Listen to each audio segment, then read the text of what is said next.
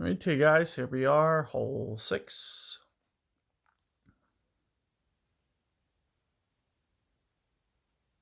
Wind into the face. Anytime I have a wind like this, I'll typically try to lay up right around here. So this is more or less what we're going to do. You have to be thinking things like wind effect. It's going to be very important. Where you land on your first hop here is also going to be very important. You know, when you get too close to this edge, it has a tendency to have this second hop hit this rough. So you do got to be very exacting with how you land this. But another thing that you also have to worry about is how much run out you do as well. So typically what I do is maybe about max the Mach 5 spin. So 5, and that's more or less what I was mentioning there.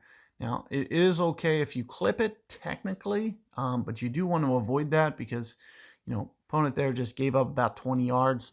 Probably going to need kind of like a full max over power shot now, as opposed to if you pull that off correctly, you probably can get away with more of a precision attempt. So again, we are going to try to land kind of right around here, maybe with just a slight bit of curl. This should be pretty close to 1-ish per ring. That's what I'm thinking, maybe just a little bit less. So right around there, 10 1/4 rings, just a hair of curl. Perfect ball.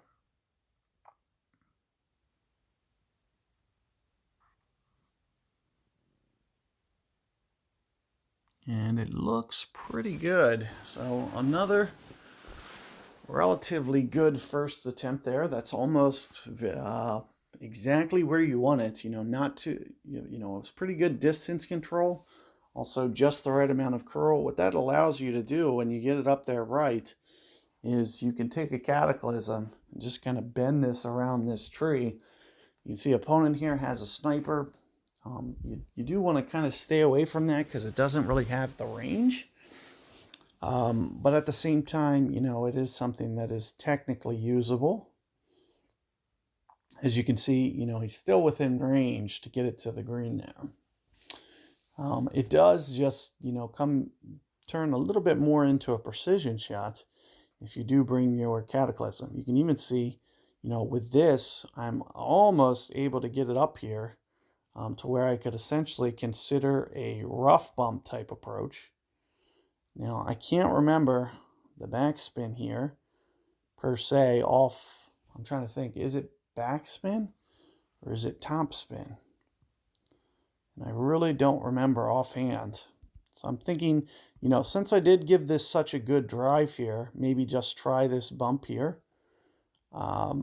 Typically you'll want to play just a little bit under on your ring play. That's maybe a little bit more than 6 rings.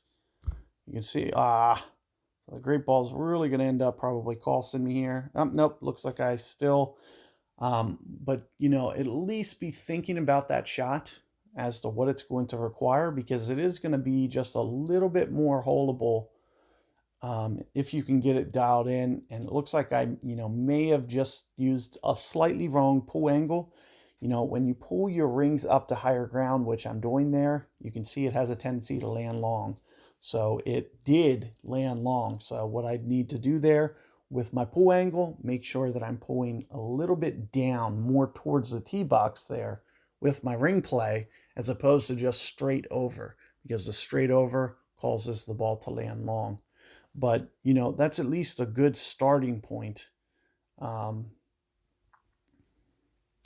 to give you an idea as to what to be thinking about for the second shot there.